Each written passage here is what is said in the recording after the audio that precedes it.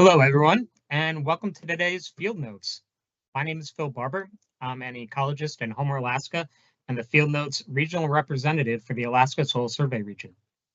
As a regional representative, I serve on the Field Notes Review Committee, which solicits and selects topics for each webinar. We have selected one exciting topic for today's webinar, but first, we have to go over a few housekeeping items. This is a Microsoft Live event, not a Teams meeting, which means you are joining today's webinar in listen-only mode. We encourage you to ask questions at any time using the Q&A panel. The Q&A panel should open by default.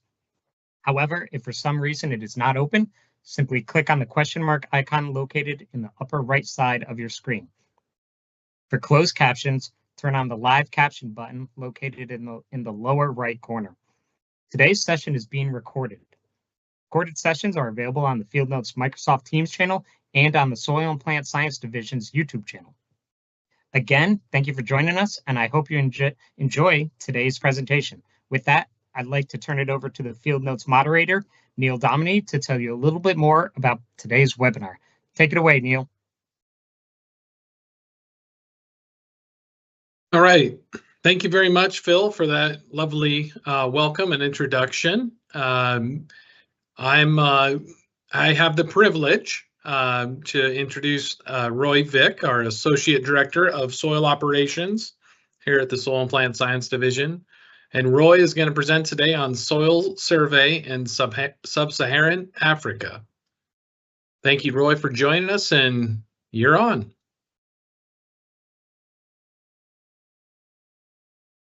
All right.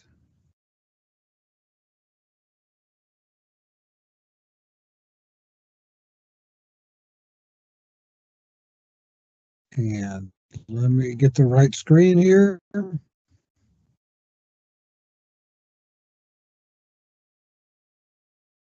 And Neil, does that look okay? It's working on it, Roy. Give it just a second here. Okay. I can see you're sharing, but I can't see anything in the live event. Jen, are you seeing anything? No, it's not popping up in the content panel. Try it again, Roy, and hit share. If not, I can share from my end. Okay. It's not a real presentation until we have some sort of IT glitch, so this is good. Exactly. I was worrying beforehand. I know, it did. How about now? No, it's not popping up. Well, Jen, you want to run the slides and I'll do the next. Yes, let me pull that up just a second, Roy. Thanks for everybody who's joined us. Those that are just joining us, we got a little technical issue, and we'll get rolling with Roy's presentation here in a minute.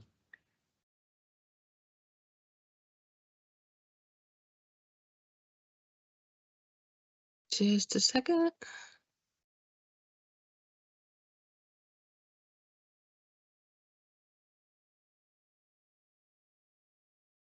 You know, I'm hitting share too, and it's not popping up now. Hold on. There it goes. Okay, can you see it now? Yes. I can see.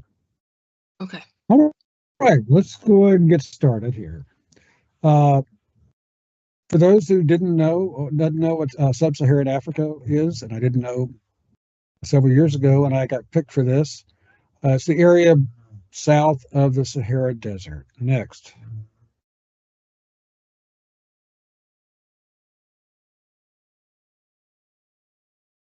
The African Soil Information System, AFSIS, was formed in January 2009 and conducted its first workshop in Nairobi, Kenya. It's a pioneering tool that will address some of the pressing issues facing Sub-Saharan Africa, such as food security, environmental degradation, and climate change. They are producing a web-based, freely accessible digital soil map and an accompanying information system. Next. With developing uniform methods and building an African technical capacity, they aim to monitor and evaluate agricultural lands and secure additional funding to map the rest of the world. Next.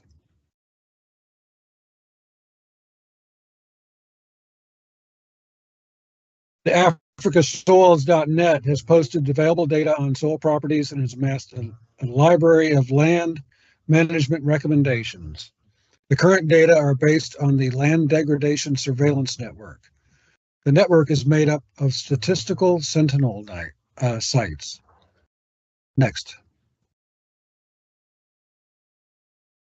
We have here, they wanted to develop digital soil maps and establish soil health surveillance in the area by setting up spatial sampling and interpretation standards, acquiring, digitizing, and spectrally characterizing soil legacy data, assembling and processing and interpreting remote sensing data and existing national soil maps.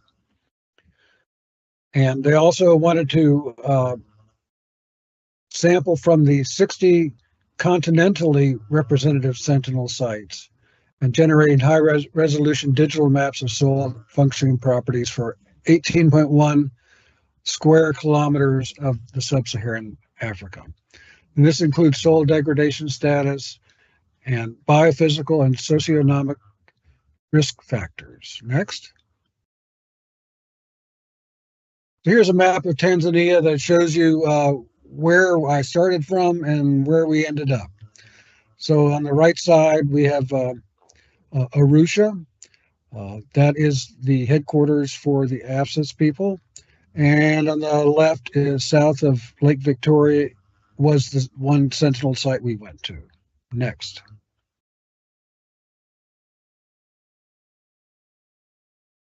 So here we have Dr. Marcus Walsh here on the right. He's the AFSIS project leader. He and Dr. Lee Winaweki from Columbia University are the two main soil scientists headquartered in Tanzania.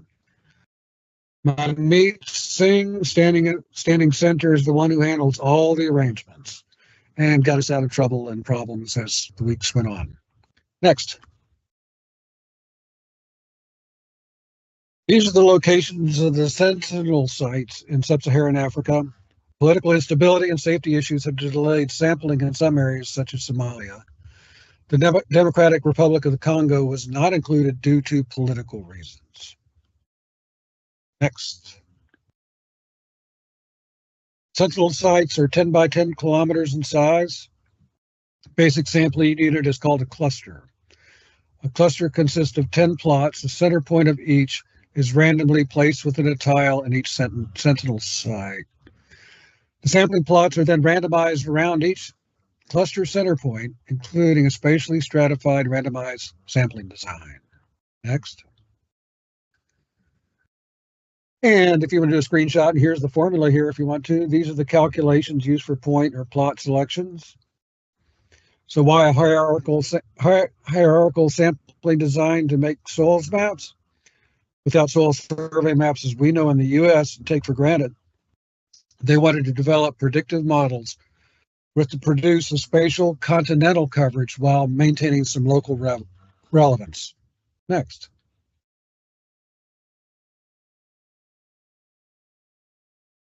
Here are some of the measurements that they were taking in the field. And I guess you can look at your DSP projects and everything else you're doing out there. Very similar, but how do you cover an entire continent? So we have soil infiltration, landform and land cover classification, the amount of erosion, and field texture. So that's what they were taking. Next. And of course, they didn't have a KSSL, so they using MIR to do the measurements that they needed and doing pretty darn good job. Next.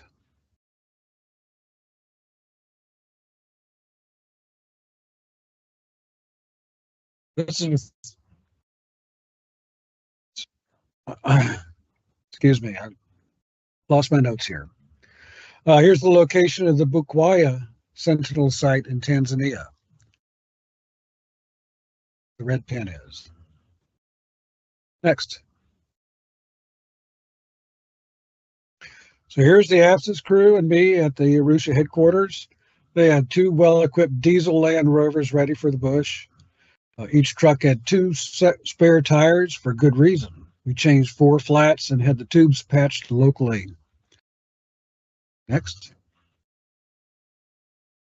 Much of the 2-day drive, 2-day drive to get to the field was on unimproved roads. We shared the road mostly with large trucks hauling goods into villages. Coca-Cola was the most common logo I saw on trucks. Next.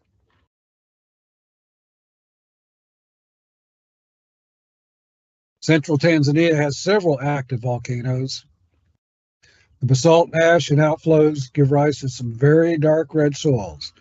Rhodic, it was not real easy to capture it in this photo, but if you hang on, you get to see some.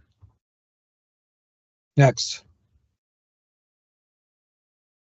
We crossed through 2 branches of the Great Rift Valley. Very happy to see it, and I didn't realize it was in 2 branches in Tanzania. This is a view of the eastern one. Next. And less dramatic view of the western one. Note the photo is definitely showing a much drier environment. Next. So Bukwai is the name of the community we were in, and the Sentinel site named after it. There were a variety of landforms and parent materials for a very small area. Lee Winawiki, who had scouted the area, told me before the trip that the soils were made from granite. Upon arrival in Africa, Marcus Walsh told me they were from lacustrine deposits. They were both right, and then some. Next. We had some really very poor satellite imagery to work with, and really couldn't tell what was going on. We could navigate to the sites, but really couldn't see what we were facing. I got this from Google Earth when I got back and was able to find every one of those sites.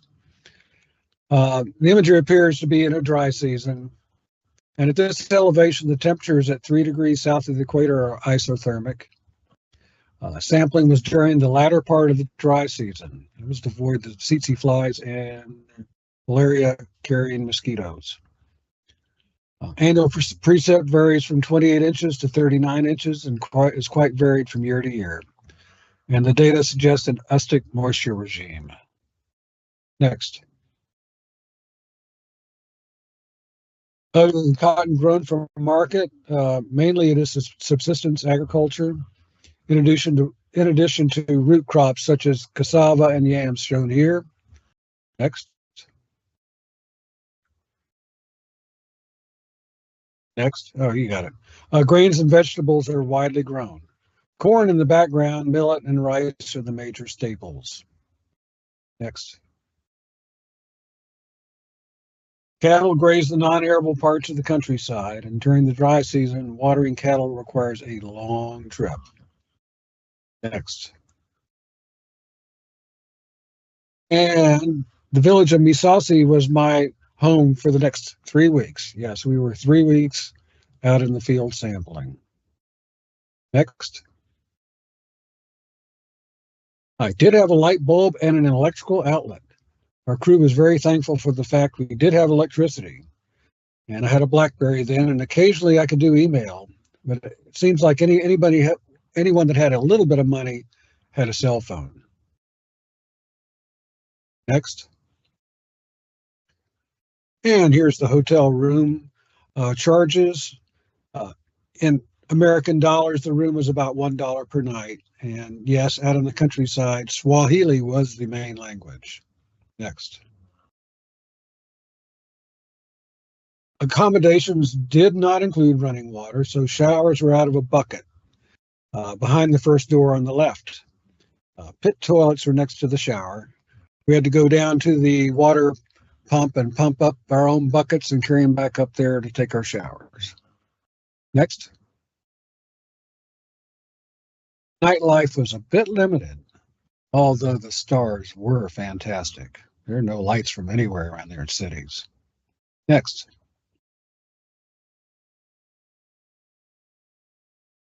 So out to the field. Fish soup and sweet hot tea were breakfast options for the crew.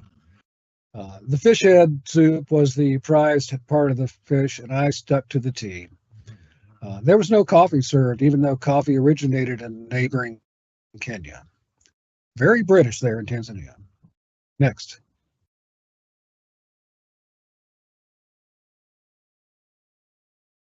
In the field at the first cluster, we decided that pits would be described and sampled at the center point, unless it did not appear to be representative of the landscape. Next.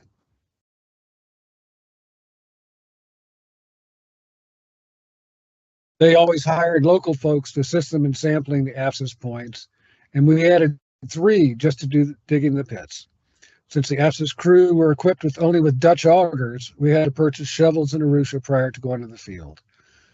The locals preferred using a mattock, of which they made themselves, and switched the handles about 3 or 4 times during the 3 weeks. Next.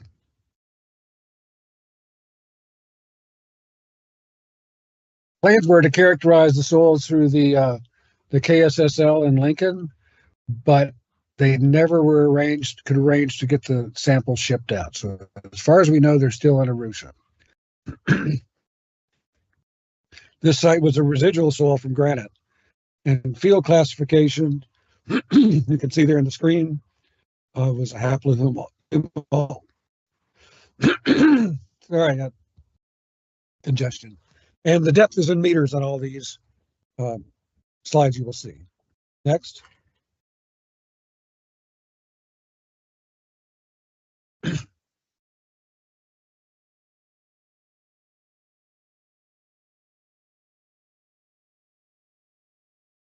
I lost my page here. So you can see we had some of the 3 of the crew were scientists. Part of the outcome was a technical exchange with NRCS.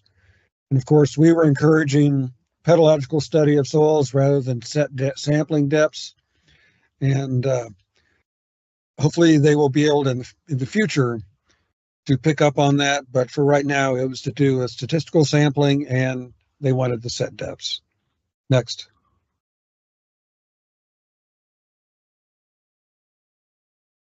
The next few sites were quite a bit different. The rice paddies are in the area sampled for this plot, where you see the green arrow.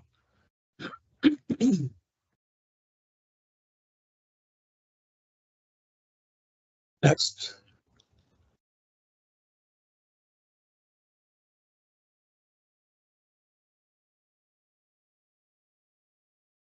Okay, hopefully I cleared my chest here. This is the site seen from ground level. Notice the granite outcrops in the background. Lacustrine deposits in the foreground. Next.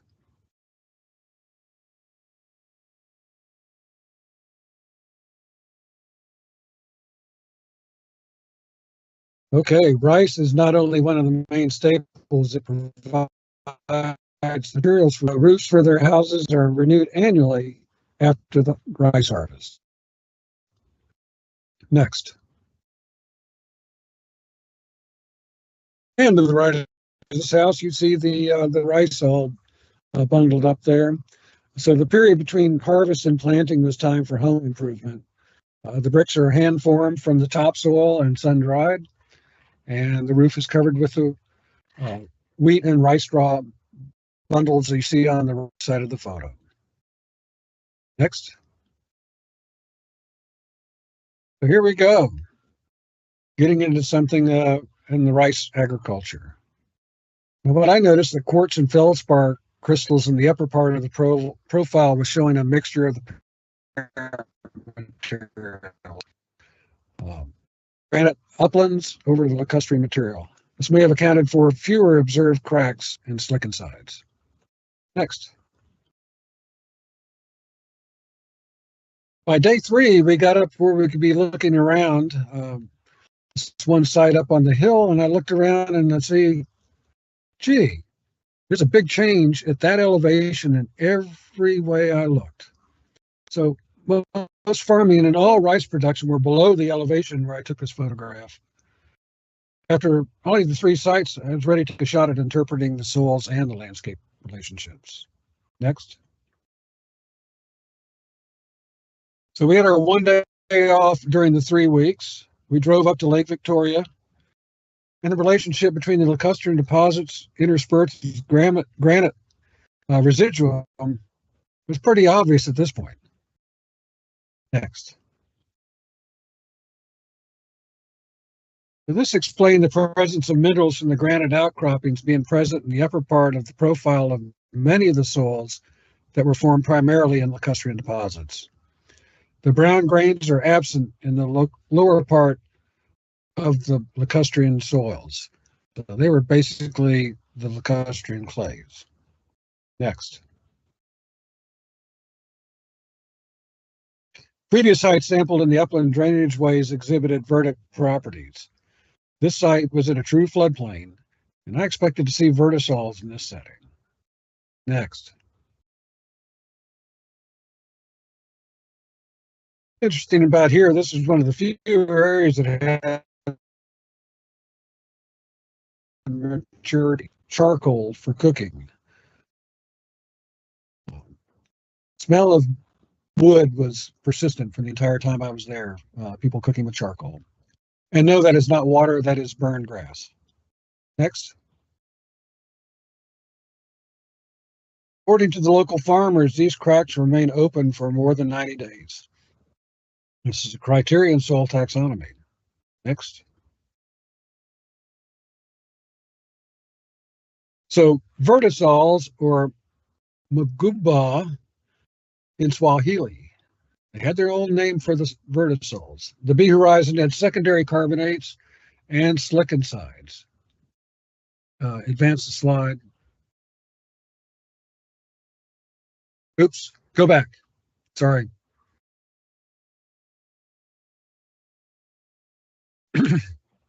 Some of the cracks were filled with sand from the granite hills, but mainly good-looking vertisol.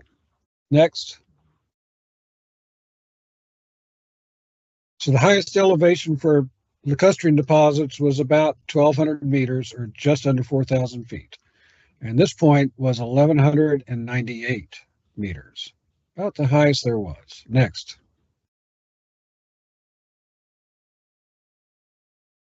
On the left, the plot straddled the hills in the background. On the right, the center point was in the lacustrine materials below these outcroppings. Next.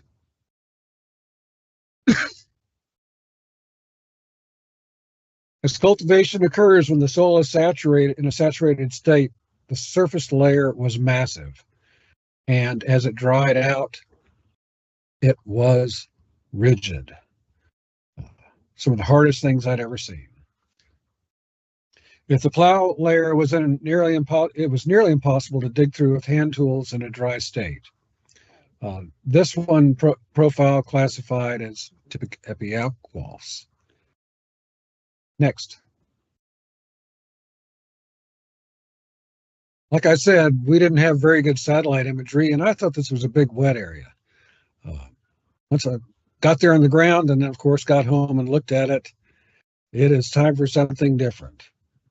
The imagery was so poor, we just assumed it was another area of vertisols. And the planning the night before was just as bad as our imagery. When I got out there, it was basalt, assumed to have been injected into the larger granitic bodies. Next. Oh, the center point was in an alluvial colluvial fan below the basalt. Next.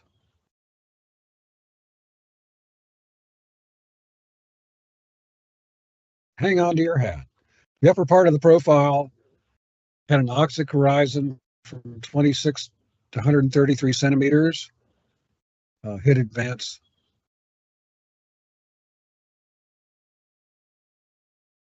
This horizon at first felt loamy with soft, dry consistence, but upon wetting and ribboning, we estimated about 55% clay. The moist color was a 2.5 YR34. And select again, click again. Below this, clay films became evident, and this was interpreted as a candic horizon. So we had an oxic horizon over a candic. Next.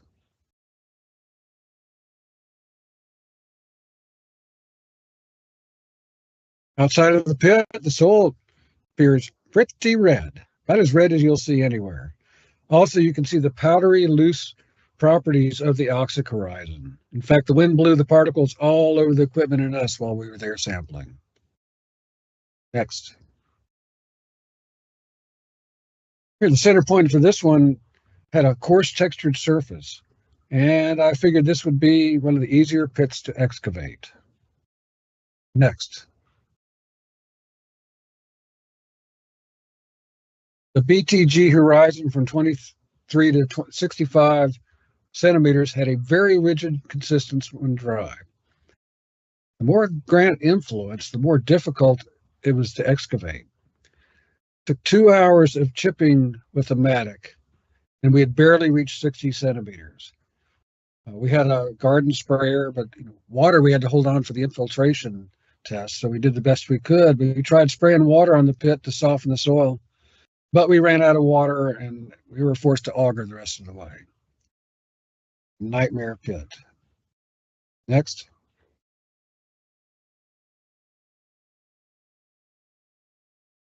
All right. This point, hit next.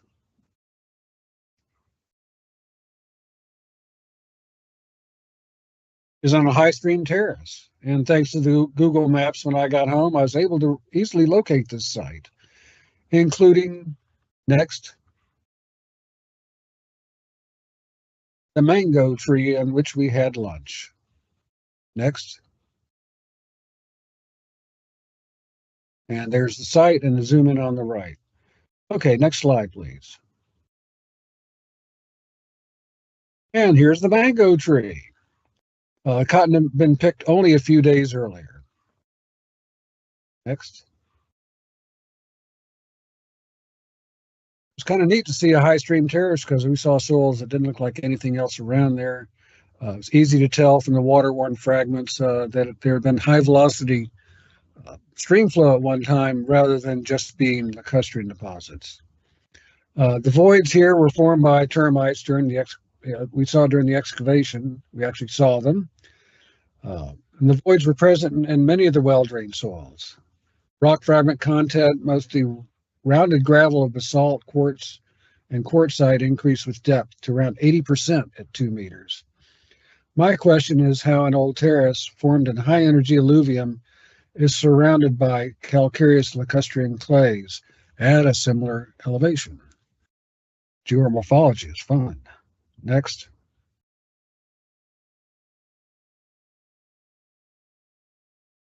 And we had time for one more vertisol. You can see these areas mainly are farmed rice paddies, but the center point on this one was in between. Next.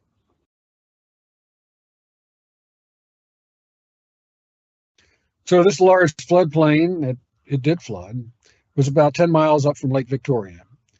And of course, the parent material was assumed to be lacustrine and not fluvial. And the landform is subject to flooding. Next.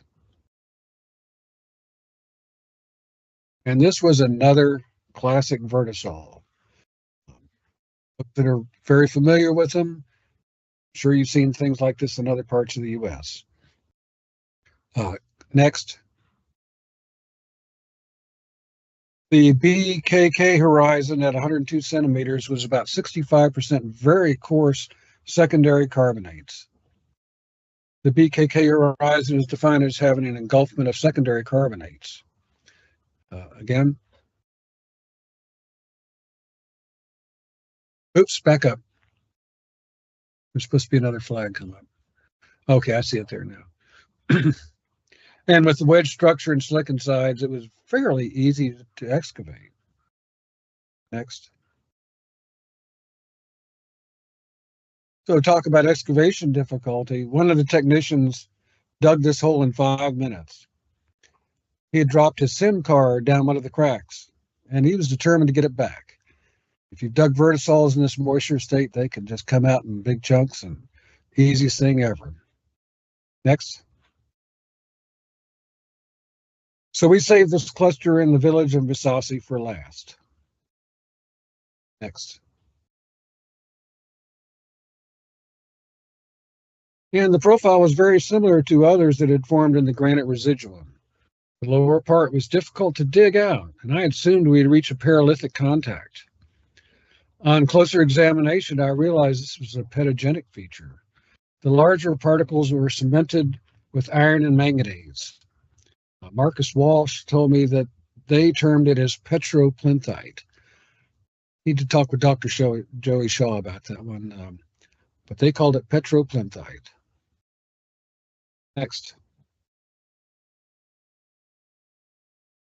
So loading all of our samples from the two projects was a tough job.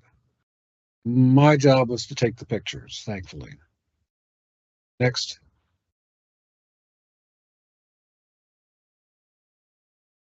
The Bukwaya men hand dug 18 pits in 16 days with 1 day off. I was grateful that they did such a great job. Next.